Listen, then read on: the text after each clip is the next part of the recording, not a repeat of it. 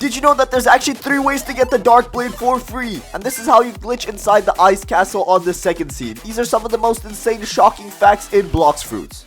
Did you know that back in the day in Blox Fruits, this was during the beta release of the game, you actually had an infinite amount of sky jumps. Everybody knows that sky jumps currently in the game are limited up to only a max of 10, and that varies depending on what race you have. But since sky jumps were infinite during the first update of the game, that means you could actually jump to very high places using the sky jump ability, which means as long as you had energy, you could jump to basically wherever you want to go. You could jump to upper sky, you could jump up to Skylands, jump outside the Blox Fruits map, I guess. It's a very overpowered ability, and I see why the devs decided to change this. So the next shocking fact that we got in the game is actually that you can play chess in Blox Fruits. And some of you might be wondering, wait, how the heck do you play chess inside Blox Fruits? Well, all you have to do is head over to the cafe located on the second sea. Next, you want to walk through this hallway, and then once you walk to the right, you're going to notice a chessboard. And obviously, since it's chess, you actually need one other person to play it with you. And if you get that person, then you can start a normal game of chess. And it works just like the real version, which is very cool. And you even get a special title if you use a castling move in chess.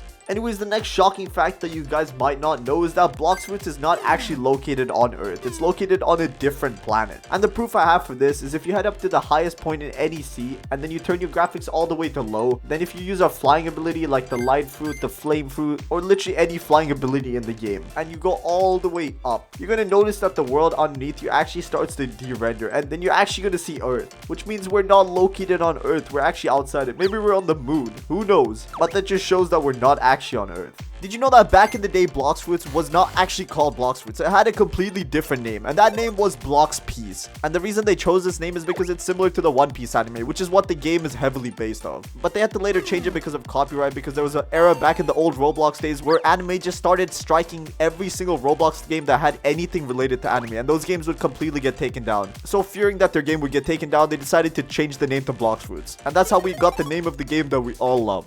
The next shocking fact is that, did you know that when Blox Fruits actually launched, the game did not have all the fruits it has today? It actually has way less. The only fruits that were in the game back in the day were the Bomb, Spike, Chop, Smoke, Rubber, Flame, Ice, Dark, Light, Magma, Quake, and Buddha. Some of you might not know what these fruits are because they've been remodeled and renamed. They look a lot different today. But the reason for this is that when the game launched, there were actually only a total of 3 islands. And the max level was literally 300. So when you got to level 300, you actually finished the game. And the most overpowered fruit back in the day after the first update of the game was actually the Phoenix Fruit. It was literally abused by everybody. So they decided to nerf it shortly after. Next up, I got the rarest fighting style in the whole game. And some of you might be very curious to see what this is. And no, it's not God Human, and it's not even the Sanguine Art fighting style that was recently added to the game. It's actually something that you would have never expected, and it's the basic combat style. Everybody gets the basic combat style when they spawn into the game. It's pretty basic, it has 2 abilities, and it's probably the worst fighting style out of every single one in the whole game. But the reason it's rare is that you actually cannot get it anywhere. So once you switch from the basic combat fighting style to something like Electric, Dark Step, or Water Kung Fu, you actually cannot get the combat style back,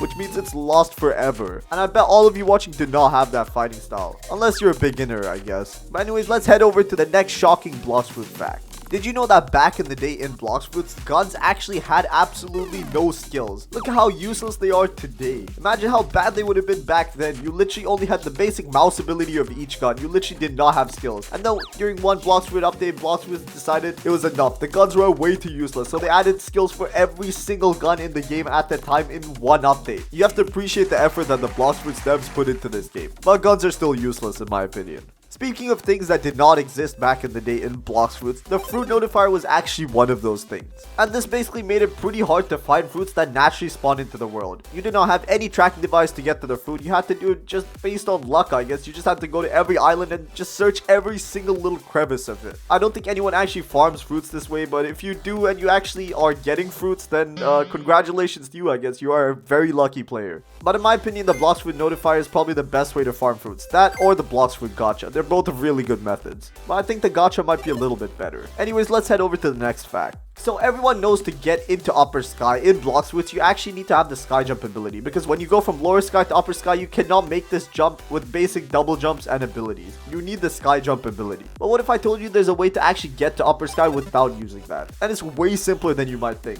All you gotta do is get a friend with the portal fruit, and then all you have to do is ally yourself with them. Once you do that, you just simply ask them to teleport you to upper sky, and boom, you're done. But I don't really recommend this way, and you should probably be getting sky jump regardless, because it's a very, very useful ability, second to hockey in my opinion. But anyways, let's head over to the next shocking fact. So everybody knows that currently in the game, the rubber fruit does not take any damage from the electric fighting styles or the rumble fruit. And the reason for that is because rubber does not conduct electricity, so it actually cannot take damage from electric things. When the game first came out, this actually was not a feature. Rubber fruits actually used to take damage from guns as well as electric fighting styles and fruits. But I'm glad the devs changed this to make this a little bit more realistic, which improves the playing experience in my opinion. Next up is a pretty cool glitch that I got for you guys, and it's very, very simple to do. All you have to do is head over to the Awakened Ice Admiral spawn castle on the second sea, and then you simply have to walk to one of these doors at the ice castle. Then you have to turn your camera accordingly and use the flash step glitch to get inside. And boom, you can just explore this very weird glitched out part of the castle that I don't think you're supposed to be in. It looks very weird, it's kind of spacious, but I don't think you can actually do anything here. It's just kind of a place to chill, I guess. And if you're running away from someone, you could maybe go in here. But let's head over to the next fact.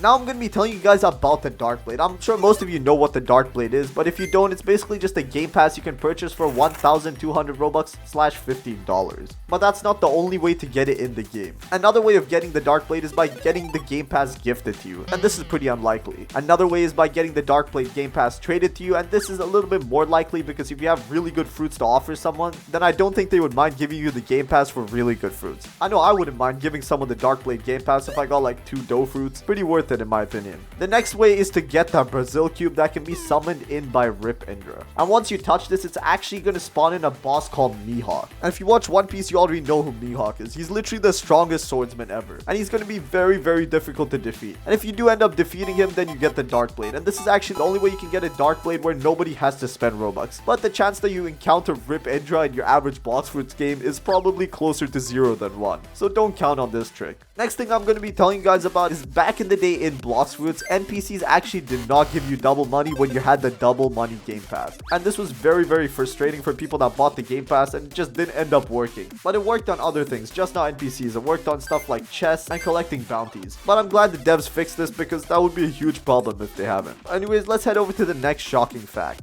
Alright, everybody knows about the new Mammoth Fruit that was added in Update 20. But what if I told you it's literally one of the best grinding fruits in the whole of Blox Fruits? Only second to, you guessed it, the Buddha Fruit. But the reason the Mammoth Fruit is very good at grinding is because it has a similar property to the Buddha Fruit, and that is the large hitbox. When you use the Mammoth Fruit's transformation, you can actually hit people from very, very far away. Much further away than you are in your normal form. With the Mammoth Fruit, if you just spam its passive ability, then it's going to be very, very hard for anyone next to you to hit you. And obviously this is only for NPCs. If you're fighting a player, then you're probably going to get destroyed. Anyways, the Buddha is still in first place, so if you end up having to choose between the two, always choose the Buddha. And the Awakened Buddha is even better. Another thing that was added in the new Update 20 is 2 new game passes. Everyone knows that enchanting was a huge part of this update. And to do enchantments, you obviously need scrolls. So they added 2 new game passes to help you with that. You can get a total of 5 legendary scrolls for 800 Robux. And you can get 3 mythical scrolls for 1,500. Damn, that is very, very expensive. And I'm not really sure if it's worth it. In my opinion, just stick to your normal weapons. I wouldn't go around paying that many Robux just for a bunch of scrolls. But if you're rich, then go for it. What's stopping you? Another very, very huge part of this update is the boat reworks. Every single boat in the game has changed. Some in small ways and some in big ways. The Enforcer boat has literally changed into a boat that flies across the map. The dinghy is also changed a bit from its old version. It has a small little door now, which is a little bit better than its previous version. I'm not going to the specifics of the boats. If you want to take a look at that, go watch my Update 20 video.